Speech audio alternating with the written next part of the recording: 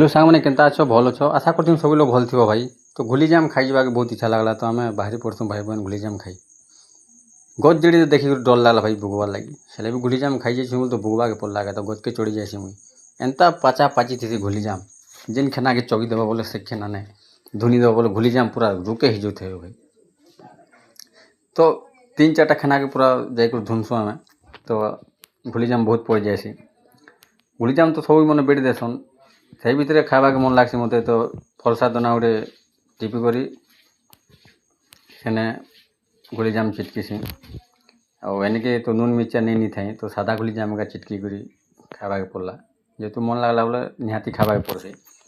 तो देखी पड़े केनता हिसाब से चिटका जो चिटका चुटकी सारला आम 2 बाप खाई जाइसु आम सान बाबू भी जाती हो